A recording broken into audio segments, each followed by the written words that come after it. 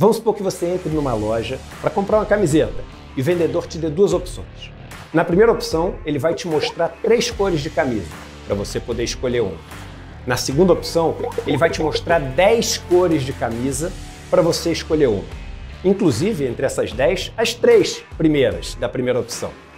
Obviamente, você vai escolher ficar com a segunda opção, para ter mais camisetas de onde você vai poder escolher a sua, não é? E isso vai te deixar mais feliz, certo? Talvez não.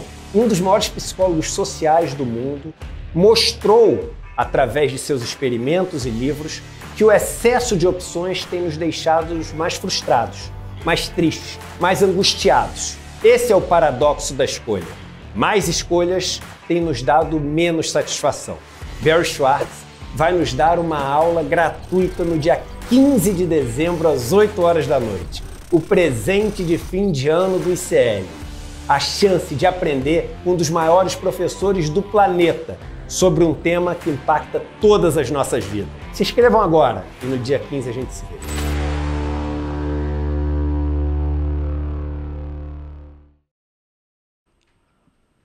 Muito bem, pessoal, estamos começando o Desperta de hoje, quinta-feira, 12 de dezembro, 7h02 da manhã. Muito bom dia para todo mundo que já está por aí. Mais um super evento neste domingo às 8 horas da noite do ICL. Não percam a inscrição, Jimmy, no nosso link, né? despertaicl.com.br. Vocês viram o Edu falando no começo aí sobre o paradoxo da escolha. Mais um dos grandes intelectuais do mundo vai estar com a gente aqui exclusivamente no ICL, evento gratuito online para o mundo todo. Você pode fazer sua inscrição lá no despertaicl.com.br. Bom dia para todo mundo que já está por aí nas nossas redes sociais.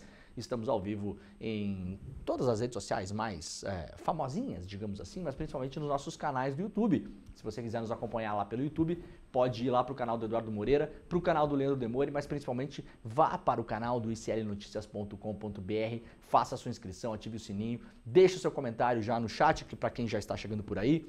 Muito obrigado pela companhia, estamos ao vivo horário de Brasília. Muito obrigado para quem já está em outros fuso horários também, né? Muito bom dia, muito boa tarde, muito boa noite, muito boa madrugada. E muito obrigado para você que nos acompanha na reprise também. Muita gente acaba acompanhando o programa em horários alternativos. É muito bom ter a companhia de todo mundo aqui. Se você puder, claro, por gentileza, compartilhe este programa com as pessoas que você conhece, que você gosta. Você pode irritar também o seu tio Bolsominion, pode mandar lá para ele, né? Também pelo Zap. Olha só, dá uma olhada nisso aqui, né? Aquela coisa toda. Clique aí no botão compartilhar, mande no seu grupo de Zap, no seu grupo de Telegram, no seu grupo de discussões por e-mail, nas suas redes sociais, para a gente fazer a nossa audiência crescer por aqui. Estamos indo para o final do ano, daqui a pouquinho recesso, né, Jimmy? Semana que vem é a nossa última semana de trabalho, né? A sua, né, Jimmy? Porque eu vou trabalhar igual no final do ano, né? A gente vai seguir trabalhando, o ICL vai entrar em regime de férias, mas alguns programas seguem, a gente vai manter, claro, alguma programação aqui para a semana do Natal e para a semana do Ano Novo também. Só o Desperta para, a gente faz o último dia 22, se eu não me engano, né, Jim? 22 ou 23 e voltamos no dia 6 de janeiro. Aliás, voltamos no dia do meu aniversário, vocês podem mandar presentes para mim também. 20? A 20 é o último? Ah, que maravilha. Sexta-feira da semana que vem. Mais uma semaninha só. E aí entramos em recesso. A gente volta no dia 6 de janeiro com energias renovadas, né? Depois do Natal, depois do Ano Novo.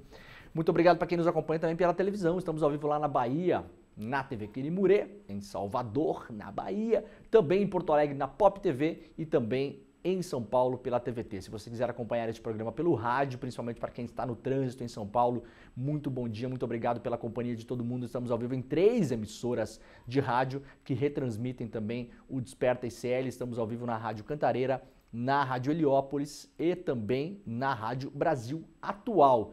No ano que vem a gente vai ter mais emissoras aqui transmitindo. A gente vai fazer uma grande rede do ICL para transmitir os nossos programas para o Brasil todo, tá bom? Obrigado pela companhia de todo mundo por aí.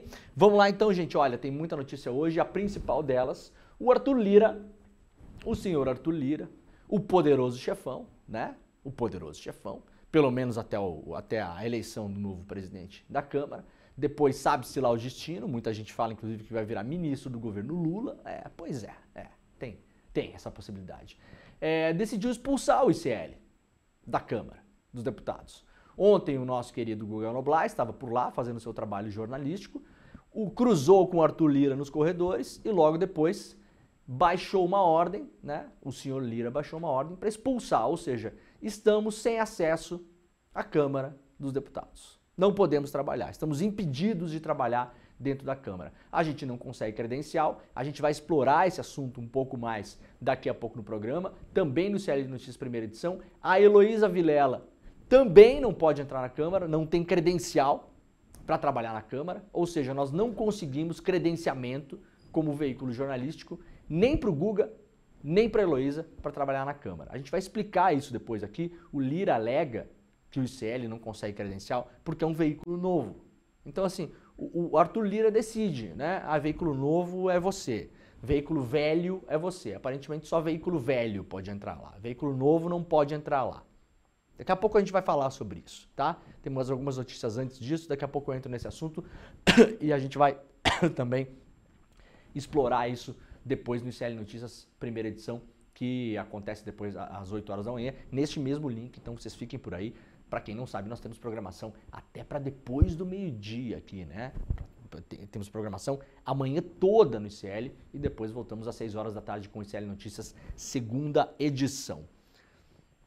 Vamos lá então para as notícias do dia. Lula passa hoje por novo procedimento médico para bloquear fluxo de sangue. O presidente Lula passará nesta quinta-feira por um novo procedimento médico no Hospital Sírio-Libanês em São Paulo. O protocolo, segundo a equipe que acompanha o petista, estava previsto, mas foi informado à imprensa apenas ontem, na quarta-feira.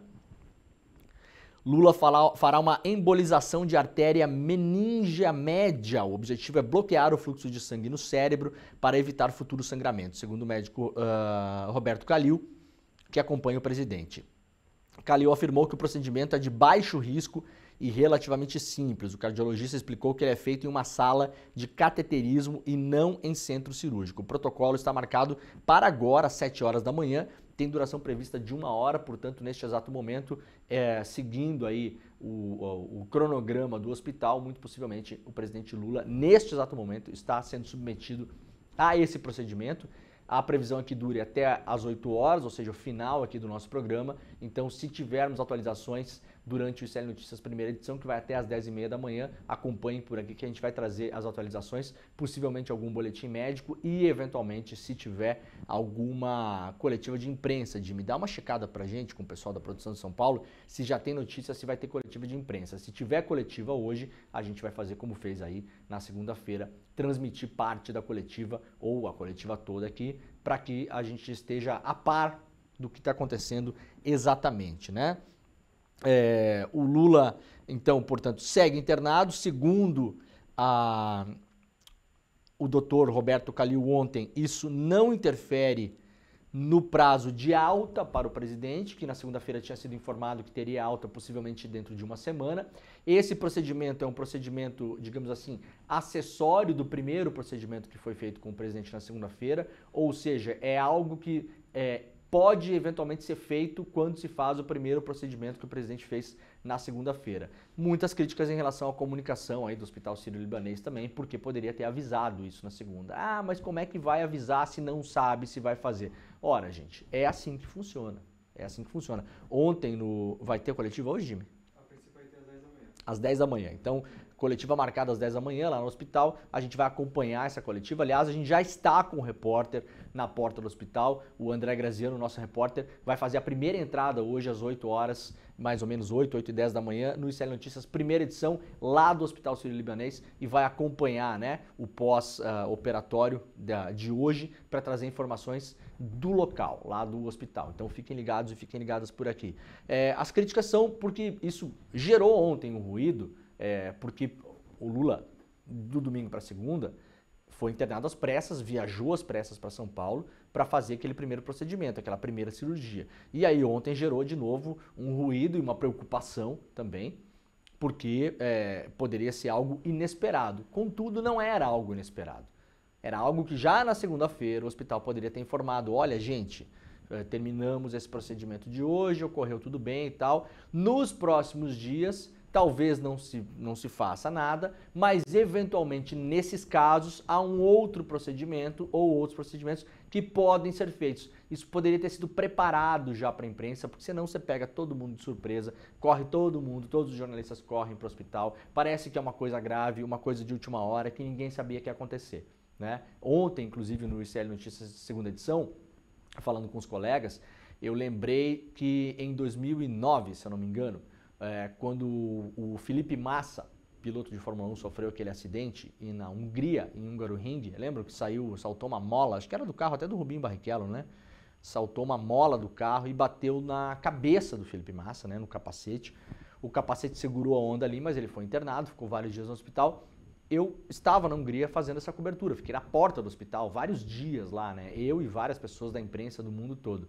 Os boletins médicos eram sempre muito claros em relação a futuros procedimentos possíveis, porque aí você já vai preparando, não entra nada de surpresa, não gera nenhum tipo de alarde na imprensa, não gera boato em rede social, hoje em dia, pior ainda, não gera uma série de teorias da conspiração e maluquice que rola para lá e para cá no zap da vida, né? Então, naquela época, os médicos faziam, às vezes, até 2 boletins diários lá na frente do hospital em Budapeste sobre o Felipe Massa e sempre nos alertavam, olha, o procedimento hoje foi esse, nos próximos dias é possível, se necessário, né, se for necessário, que a gente possa fazer esse ou esse procedimento e já explicava os procedimentos. Então a imprensa já estava ligada, a gente saía dali, já divulgava isso, já ia atrás de médicos para tentar entender como funciona, tentar entender a gravidade, explicar para as pessoas. Você vai preparando o quadro. O hospital errou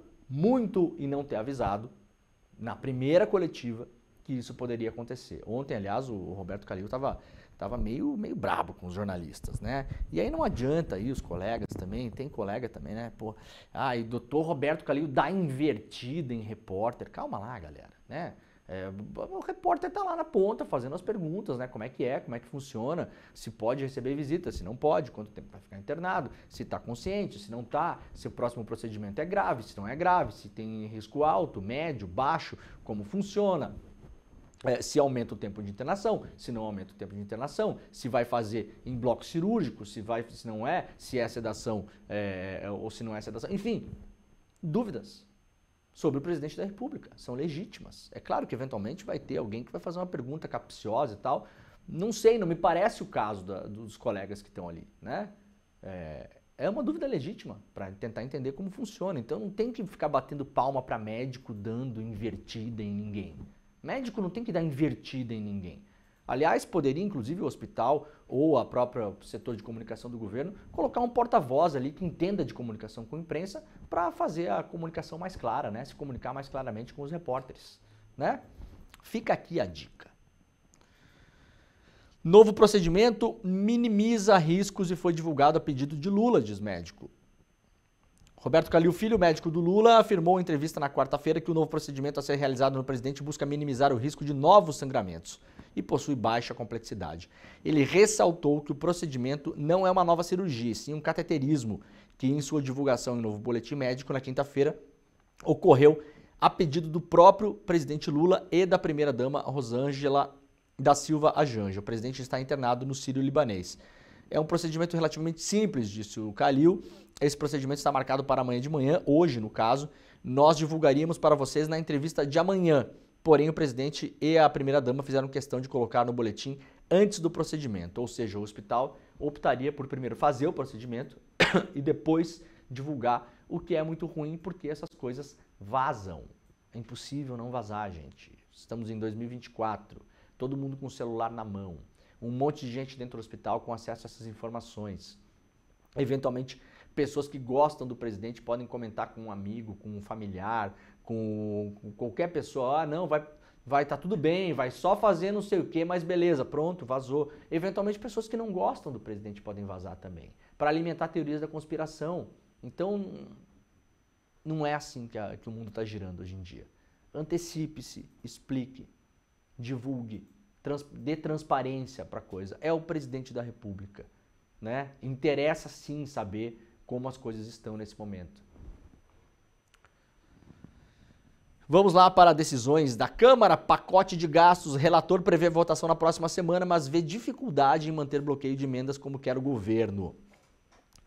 O deputado Átila Lira, designado relator de um dos projetos do pacote do controle de gastos, que foi enviado pelo ministro Fernando Haddad à Câmara dos Deputados, disse à Globo News ontem que a proposta deve ser votada na próxima semana, entre terça e quarta-feira. Lembrando, próxima semana é a última semana de trabalho, né? Terça, quarta, quinta, acabou já. Aí depois só ano que vem.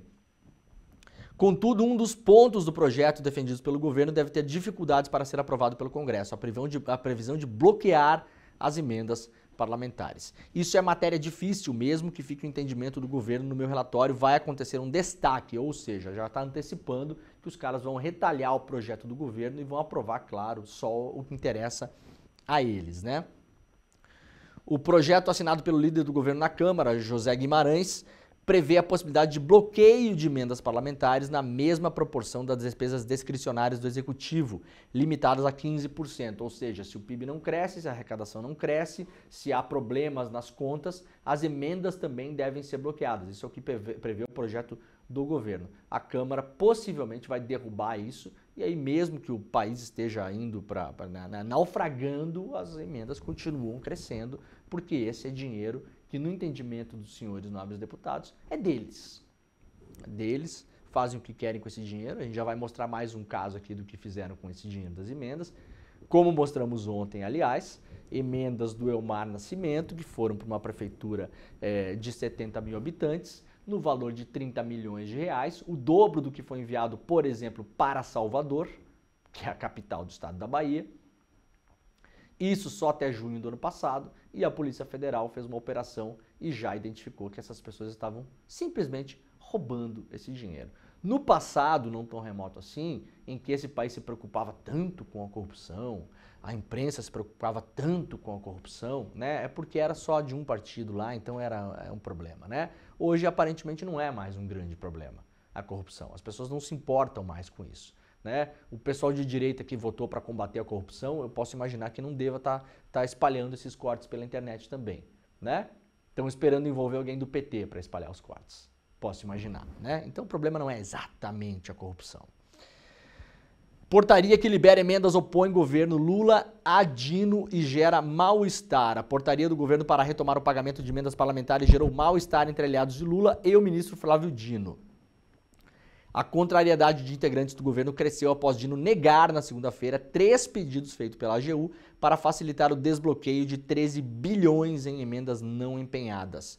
Os pedidos do governo estavam alinhados com a cúpula do Congresso. Eles miravam o pagamento de emendas PIX e a identificação dos parlamentares autores originais das emendas de comissão. A gente explicou bastante isso ontem aqui, quem quiser pode recuperar o programa, mas basicamente o Dino, em agosto, bloqueou as emendas, depois definiu novas regras com base na Constituição, princípio de impessoalidade, transparência pública, na lei de responsabilidade fiscal e colocou regras para os parlamentares, né, mínimas, básicas. Por exemplo, tem que colocar o nomezinho para quem manda emenda.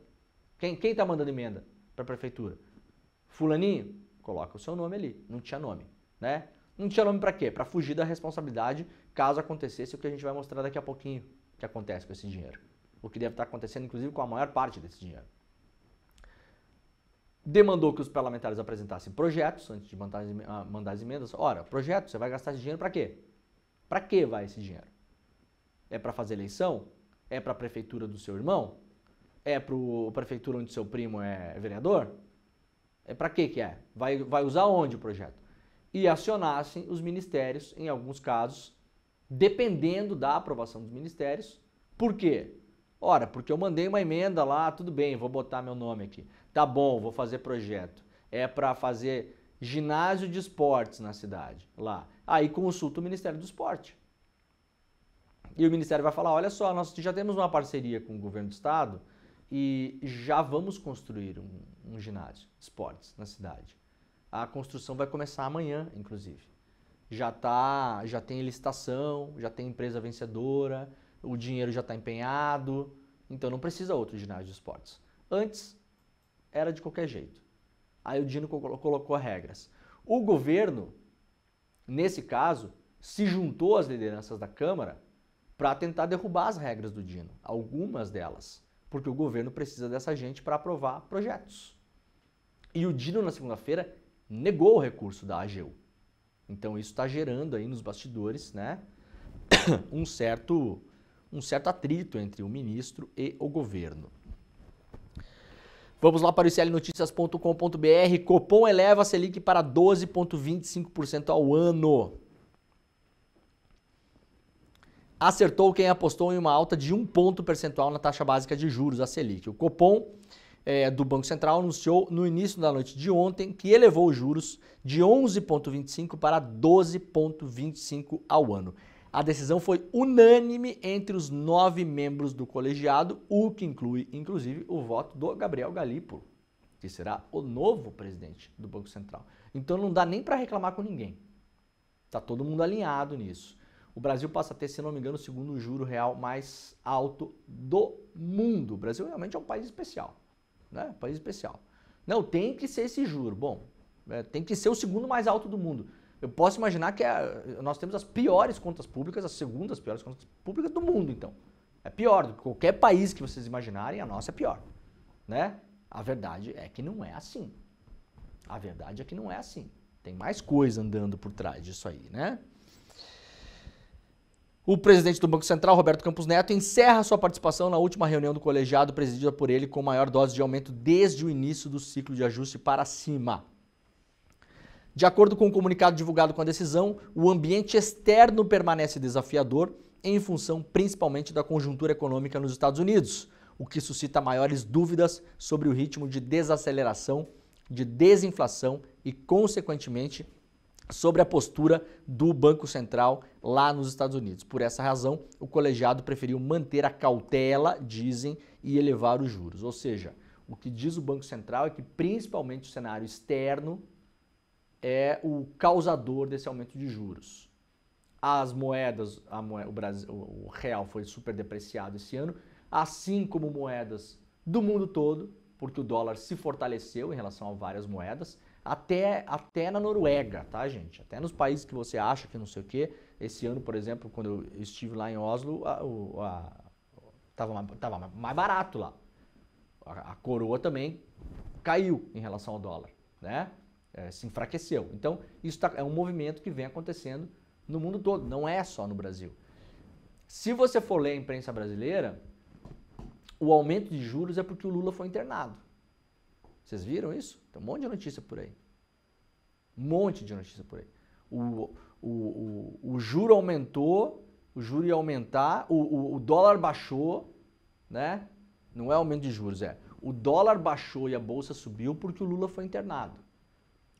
É quase assim como se dissesse que o mercado está torcendo para o Lula morrer, né? Quase isso, quase isso. Olha, que bom que o presidente foi internado. Graças a Deus, cai o dólar e aumenta a bolsa. Não é nada disso. Obviamente, o mercado estava na expectativa do aumento de 1% da taxa de juros, que é bastante, é muito 1%. Muitas vezes se aumenta 0,25%, é um aumento que se faz, clássico, né? 0,5%, 0,75%, subiu 1%. E tem uma expectativa de vários bancos e corretoras que vai subir mais 1% e depois vai subir mais 1% ainda. Uma expectativa de que vá a 14%, 14,25%, 14,5% no ano que vem. Então ontem, como tinha decisão do Copom e já se sabia que o juro ia aumentar entre 0,75% e 1%, os mercados, a bolsa subiu, o dólar caiu. Se você for olhar a imprensa e algumas corretoras que estão fazendo jogo político também, colocaram isso na conta do Lula ser internado. Ah, nossa, o Lula foi internado, graças a Deus. Tomara que fique internado agora, pelo próximo ano e meio, né? 2 anos o Lula internado, graças a Deus. Oba, Tarcísio, 2026, Lula no hospital, Tarcísio presidente.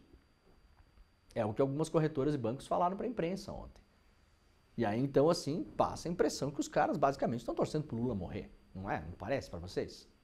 Não parece isso? O que dizem os bancos em relação ao aumento da taxa de juros? Para não dizer que é o que a gente está falando aqui, né? Vamos lá, então?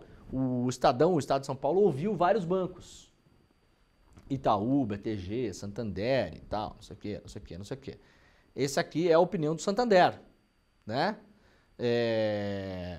O economista para a área política e monetária do Santander, Marco Antônio Caruso.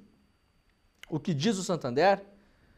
Vai ser muito importante acompanhar qual a resposta da política fiscal e um aparente tratamento do choque de juros, tendo em vista que até agora a postura fiscal do governo tem sido de não aceitar qualquer tipo de possibilidade de desaceleração da atividade econômica. Em um tratamento de choque assim, muitas vezes pode significar uma desaceleração mais forte do PIB. Eu vou ler de novo, tá? Vou traduzir para pessoas normais. Os bancos, no geral, as corretoras, o mercado, que são mais ou menos 105 pessoas, eu não estou exagerando, porque a pesquisa que se faz lá para saber como é que está o humor do mercado, houve 100 pessoas, 105 pessoas, que, claro, administram a fortuna de outras pessoas, né? O que é que se espera com isso? Queda do PIB, desaceleração econômica, tá?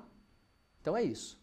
O que o mercado quer que o Banco Central entregue e o que o mercado está fazendo força para que seja o Brasil no próximo ano, em 2026, é um PIB menor.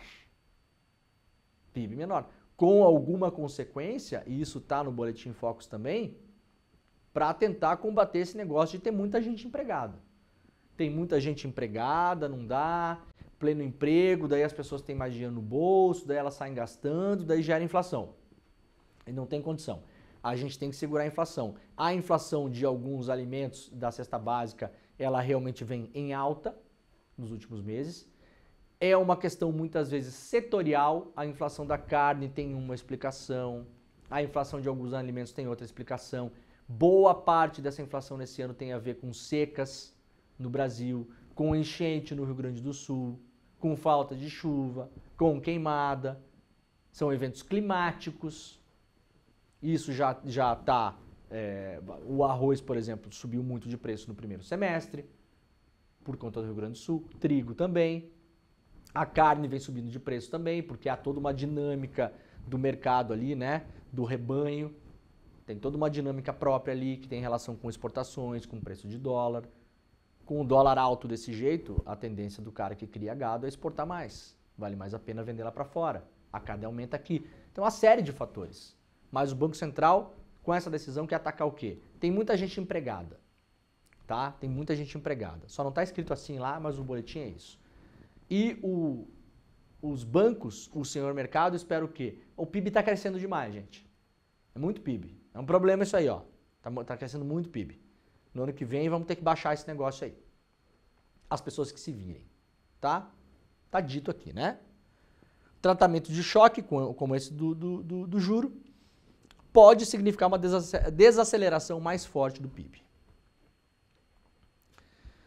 O Banco Central finalmente vai leiloar 4 bilhões de reservas internacionais para segurar o dólar. Fez poucos leilões aí nos últimos anos.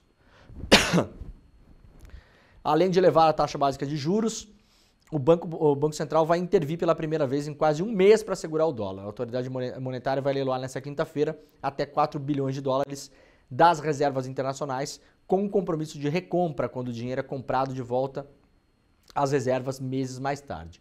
Segundo o comunicado emitido pelo BC, a autoridade monetária fará 2 leilões de 2 bilhões durante a manhã de hoje, para tentar baixar mais ainda o dólar.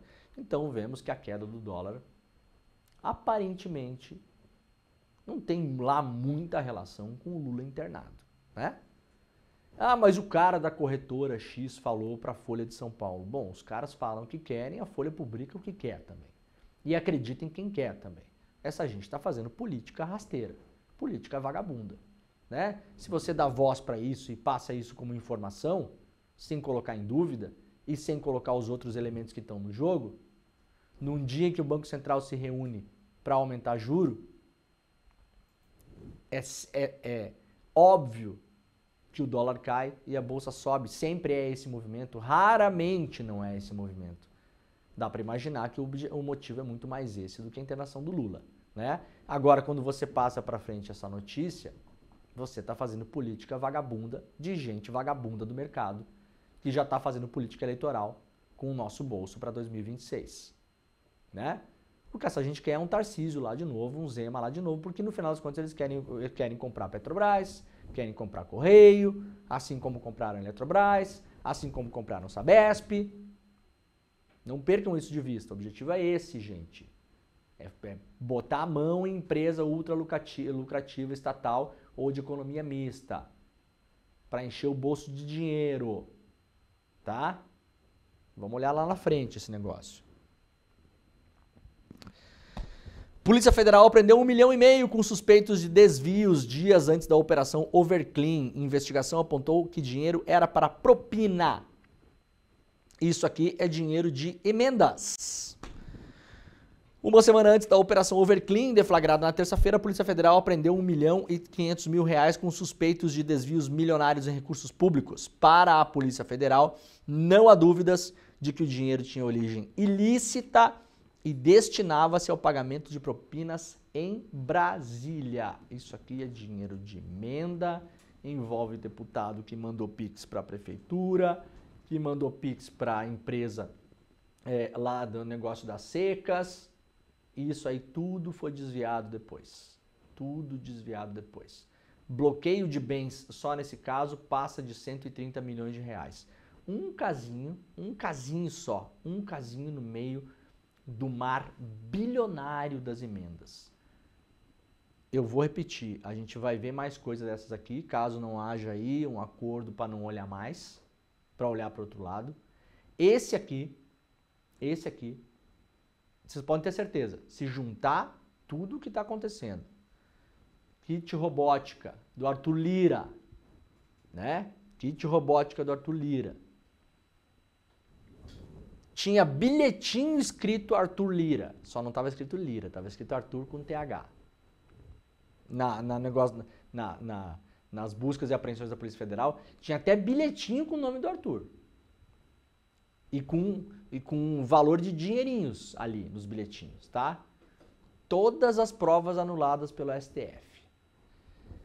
A cidade lá que tinha mais dentadura do que boca, mais dentadura do que boca, também era negócio de emenda. Isso aqui agora, parte das emendas do deputado Elmar Nascimento, que aliás era cotado para ser presidente da Câmara. Até tipo ontem, né? Se somar tudo e olhar tudo e fizer pente fino mesmo, isso aqui, olha, mas de longe é o maior escândalo de corrupção que a gente vai ter notícia na história. Não é brincadeira a quantidade de grana que isso aqui envolve, que até a decisão do Flávio Dino aí no STF, poucos meses atrás, tinha assim, ó, zero controle. Ninguém estava olhando. Os caras mandavam dinheiro para onde quisessem, do jeito que quisessem, sem finalidade nenhuma. Vai 30 milhões para a prefeiturinha lá. 70 mil habitantes. Se pegasse esses 30 milhões e jogasse num helicóptero, a prefeitura e os habitantes pegassem, a cidade ia ter mais prosperidade do que da maneira que foi feito agora aqui. Podem ter certeza disso. Vamos lá para o Diário do Golpe. Polícia Federal indicia mais 3 investigados no inquérito do golpe de Estado. A PF indiciou ontem mais 3 investigados no inquérito que apura a formação de um plano de golpe de Estado durante o governo do ex-presidente Jair Bolsonaro. Os novos indiciados são Aparecido Andrade Portela, militar da reserva do Exército e suplente da senadora Tereza Cristina. Suplente de senador. Reginaldo Vieira de Abreu, ex-chefe de gabinete do general da reserva Mário Fernandes, que era da Secretaria-Geral da Presidência do ex-presidente Bolsonaro. Então não é todo mundo que está no coração do poder, tá, gente? Para combater de vez a história que é o pessoal colateral aí, uma galera da reserva, uns amalucados que a gente não sabe nem quem é. Não, aqui tem suplente de senador da Tereza Cristina, que era ministra do Bolsonaro. Aqui tem o cara que trabalhava com o cara com o Mário Fernandes, esse que estava na Secretaria-Geral da Presidência do Bolsonaro. Não é gente que está morando no meio do mato, não. E o militar Rodrigo Bezerra de Azevedo, um dos tais os kids pretos do Exército também, acusado de participar do trabalho de monitoramento do ministro Alexandre de Moraes. Portanto, 3 outros novos militares também, né? Com os novos indiciamentos, o inquérito que investiga a tentativa de golpe passa a contar com 40 indiciados, entre eles o ex-presidente Bolsonaro, o Braga Neto e o Augusto Heleno. Polícia Federal acumula indícios sobre militares em financiamento do plano de golpe. A Polícia Federal tem acumulado indícios de que militares arrecadaram recursos ou buscaram formas de financiar, aí como a Folha e o UOL começaram a chamar, né? A suposta tentativa de golpe de Estado no final de 2022. Para o processo judicial é suposta. Para a história é tentativa, a gente já viu. Os caras tentaram mesmo. Ah, mas tem diferença entre uma coisa e outra? É claro que tem diferença entre uma coisa e outra.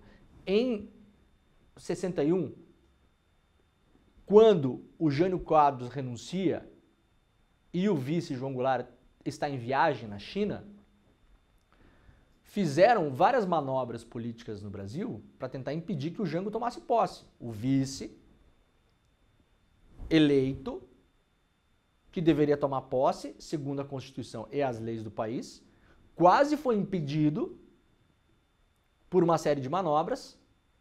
Aquilo foi o quê? Uma tentativa de golpe, que se concluiria em 64. Teve a campanha da legalidade, que é expressa na figura do Leonel Brizola. Conseguiram segurar ali. Uma parte do exército já queria dar golpe de Estado ali. Teve movimentação de tropas. O Brizola conseguiu convencer o comandante do Sul a segurar a democracia na unha e, se necessário, na bala. Teve movimentação de tropas também. Quase que o Brasil entra numa guerra civil, de exército contra exército na época. E conseguiu se segurar a democracia. Fizeram um acordão lá para mudar o sistema presidencialista na época. E o Jango assumiu. O que é aquilo à luz da história? Uma tentativa de golpe de Estado.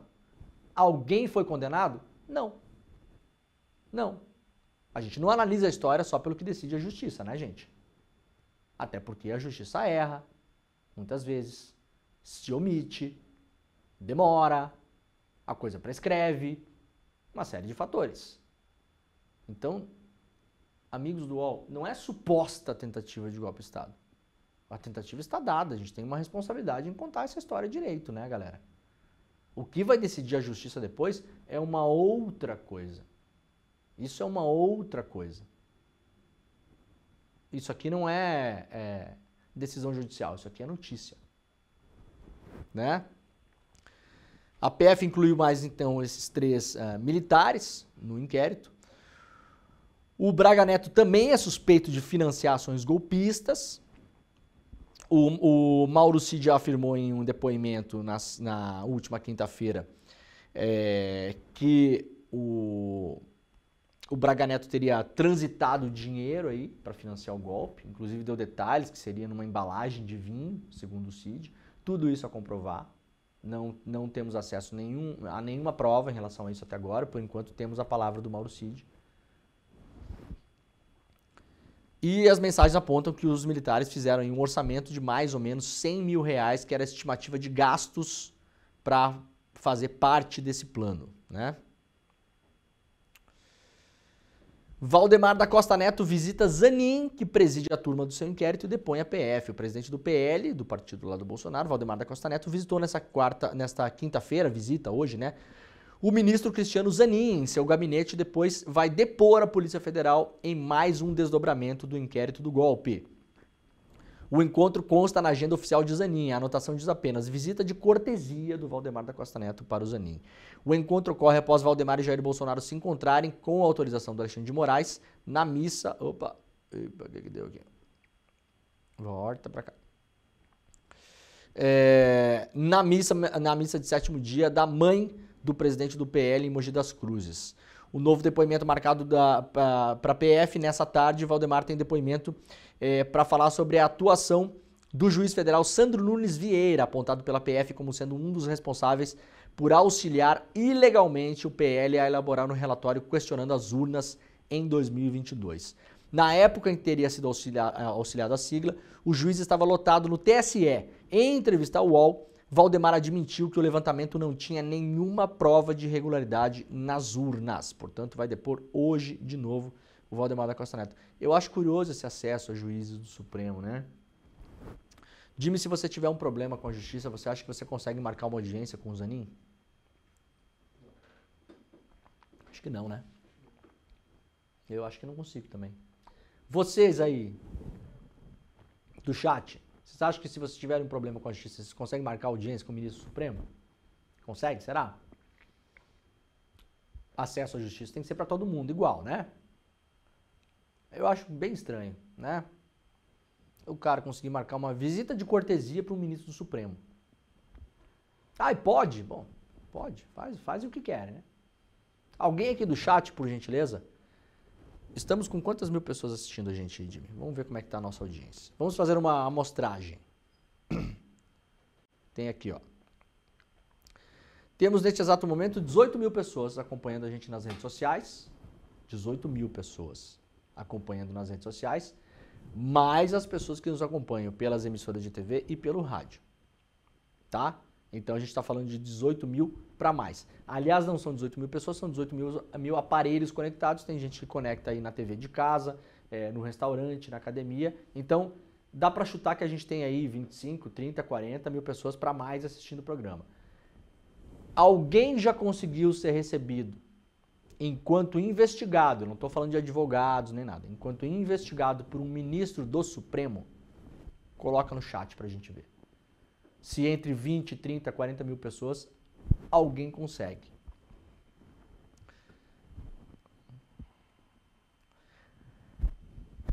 Câmara aprova a proibição de uso de celulares em escolas do país.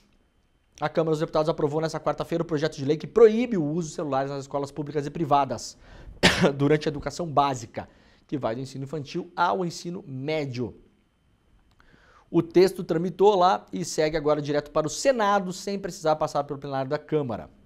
A proposta veda o uso de aparelhos eletrônicos portáteis, como celulares e semelhantes, não só durante as aulas, mas mesmo no intervalo entre aulas e recreios. Ou seja, vai ser proibido o celular em escola mesmo. Seu filho não vai mais poder levar o celular para a escola, ou se levar vai ter que deixar na mochila, guardado, né? Desligado. Não vai poder usar. A permissão de uso de eletrônicos, claro, para motivos pedagógicos, de acessibilidade, inclusão ou razões médicas.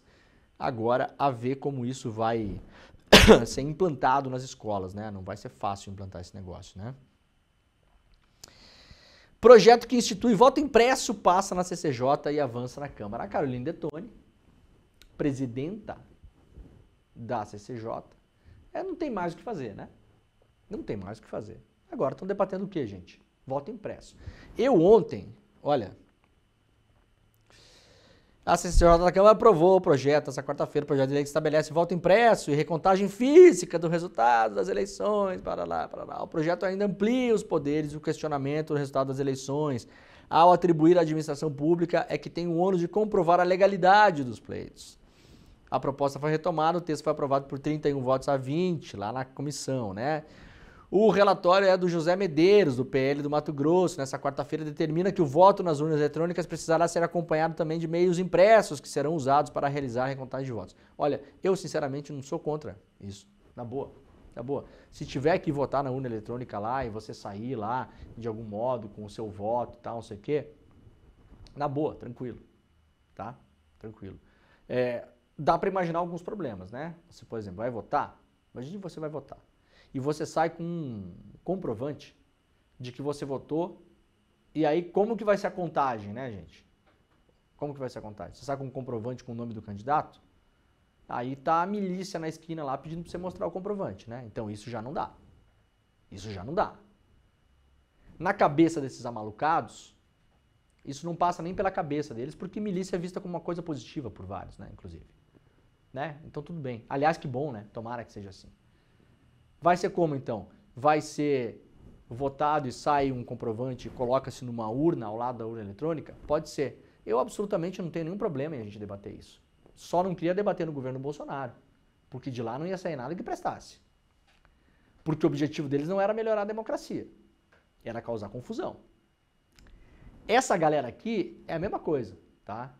Ontem, debatendo com alguns amigos, a gente está tentando aí salvar uma entidade cultural da cidade e tal, não sei o quê. E aí eu fui procurar como é que faz para você fazer doações depois abater do imposto de renda. Você sabe, né? Vocês podem fazer doação para entidades culturais, por exemplo, e ter um abatimento do imposto de renda. Quase nada, uma migalha, mas tudo bem, né? Pode ir lá fazer isso.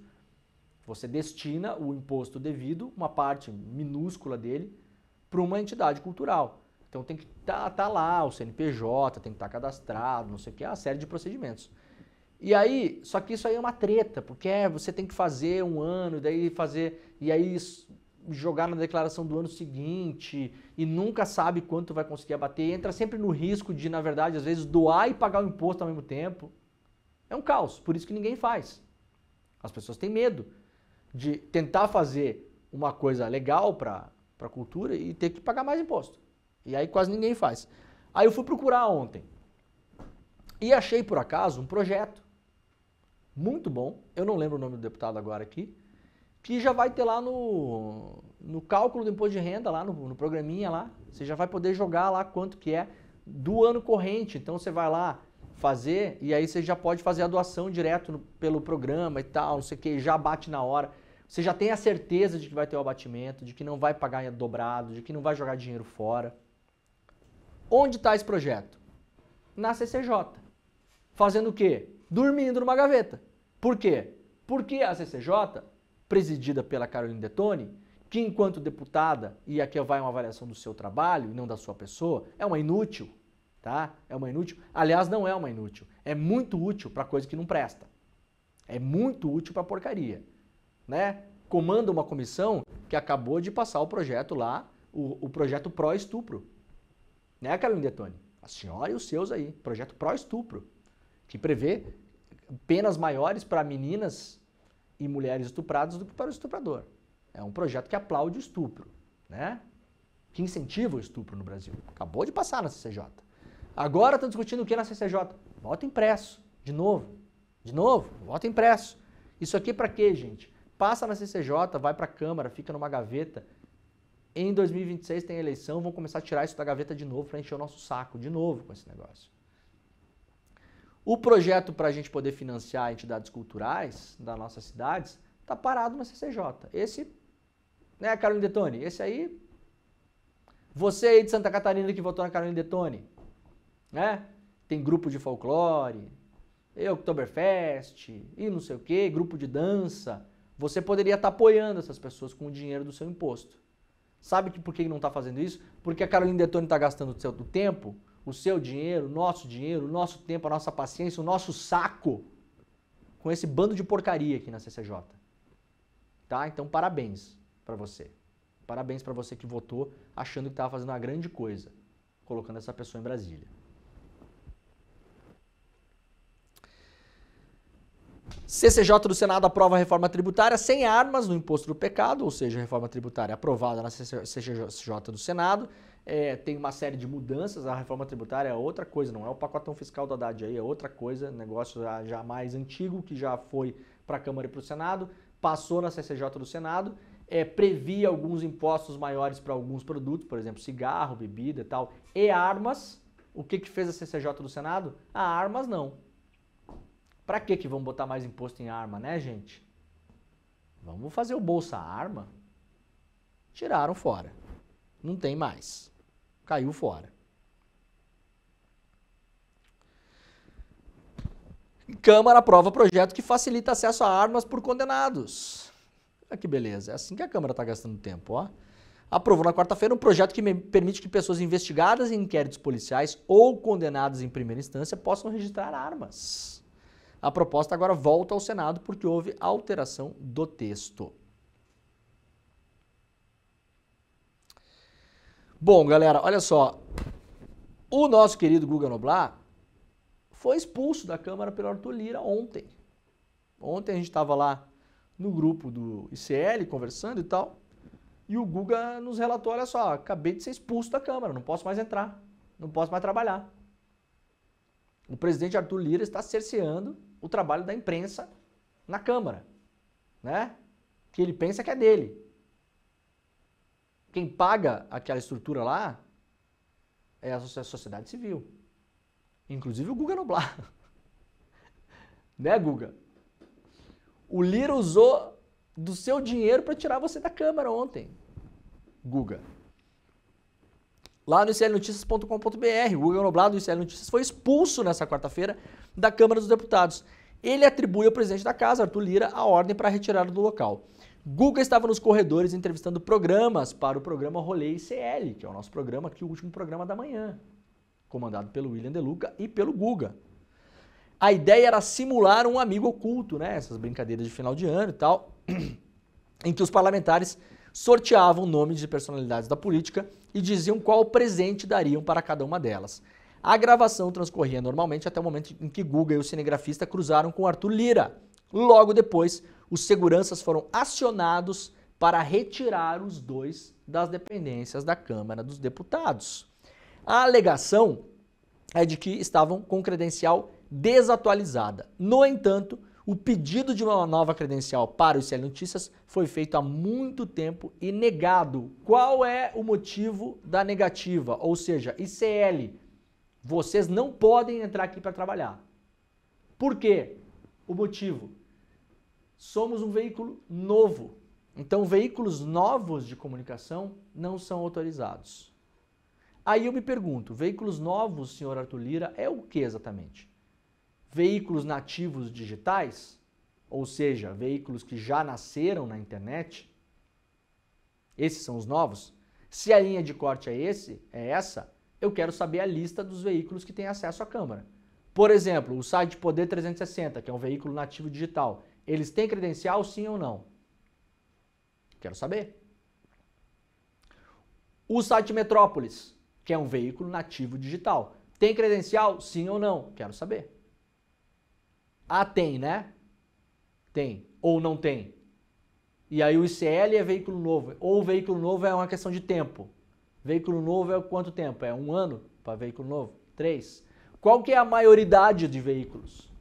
Quando que o ICL vai poder tirar a carteira de motorista, Arthur Lira? É com quantos anos? Com 18? Tem que esperar 18 anos para a gente tirar a carteira de motorista? Para ter acesso à Câmara? Que não é sua. Que não é sua. Quem paga essa brincadeira aí somos nós. Inclusive o seu salário. Né, senhor Kit Robótica? Inclusive os bilhetinhos escrito Arthur no Kit Robótica. Que o STF pode até ter derrubado as provas lá, o Gilmar Mendes. Mas não dá pra desver, né, Arthur Lira? Não dá pra desver o que a gente viu ali. O Kit Robótica. Né? Tava fazendo aparentemente uma NASA lá nas cidades que o senhor quer eleger os prefeitos. Qual que é a regra para estabelecer se a gente pode ou não pode trabalhar? A Heloísa Vilela não consegue credencial na Câmara. A Heloísa Vilela não consegue credencial na Câmara. Alguém vai conseguir colocar em dúvida se a Heloísa Vilela é uma jornalista profissional ou não? Com décadas de jornalismo. Uma das mais experientes repórteres do Brasil. Repórter internacional, repórter no Brasil, repórter em Brasília, cobriu tudo. Tudo. Por que a Heloísa Vilela não pode ter uma credencial? Por que o Guga Noblat não pode ter uma credencial? Que também tem muito tempo de jornalismo. Parece perseguição, né, Arthur Lira? Eu acho, inclusive, que a gente pode representar alguma coisa contra o presidente da Câmara. Ora, o que é um veículo novo? Quem decide? Quantos anos tem um veículo novo? O senhor sabe quantos jornalistas trabalham no ICL, senhor Arthur Lira? Dezenas. Sabe quantos programas a gente tem por dia aqui? 8. 8 programas. Estamos ao vivo das 7 da manhã até meio-dia e meio. Depois voltamos no final do dia. Temos outros programas, programa de entrevista, Chico Pinheiro, o ICL Notícias que tem Heloísa Vilela, Chico Sá, Chico Pinheiro, Juca Kfouri, Cristina Serra, né? Nós não somos um veículo jornalístico, aparentemente. Eu posso ficar imaginando o que todos esses colegas e mais vários outros, Rodrigo Viana, eu fico imaginando o que a gente faz aqui. Que tipo de trabalho que a gente está fazendo aqui. Completo absurdo. Completo absurdo. Isso aqui é cerceamento da liberdade de imprensa. A gente não vai ver os Nicolas Ferreira da vida se preocuparem com isso, né? o pessoalzinho aí da Liberdade. Cadê as Liberdades? Cadê? Gustavo Gayer. Vamos lá, vamos pra cima do Lira agora, Gustavo Gayer. Cadê a liberdade de imprensa? Cadê a ditadura do Brasil? O Eduardo Bolsonaro vai viajar pro exterior para denunciar que a gente não tem liberdade de imprensa no Brasil porque veículos novos não podem trabalhar.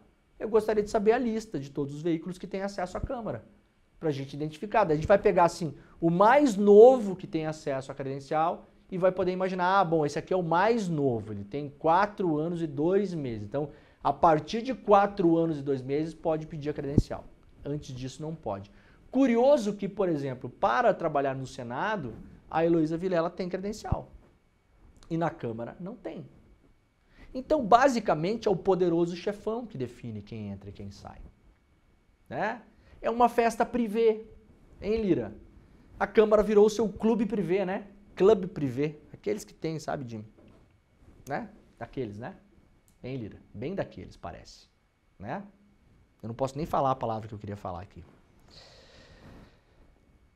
O Arthur Lira está sentindo dono do pedaço, mas acho que ele não percebeu que está acabando o prazo dele. Já já ele está fora da Câmara e não vai mais ter como perseguir jornalistas, disse o Guga aqui para o site do ICL Notícias. A gente vai falar sobre isso daqui a pouquinho no ICL Notícias primeira edição, que está começando agora. Inclusive o Guga estará lá e a Heloísa estará lá para a gente falar desse absurdo. Mais uma perseguição do Arthur Lira contra o ICL. Lembrando que o Arthur Lira já nos processou e nos impede, com decisão judicial, de falar do caso da Juliane Lins. Como nós não podemos falar e não podemos nem mostrar mais aqui as reportagens que a gente fez e a entrevista que a gente fez com ela, você pode jogar lá no YouTube Juliane Lins, entrevista ICL e assistir a entrevista para entender um pouco mais sobre quem é Arthur Lira. Tá bom? Muito obrigado pela companhia de todo mundo. Daqui a pouquinho eu tô lá no ICL Notícias primeira edição.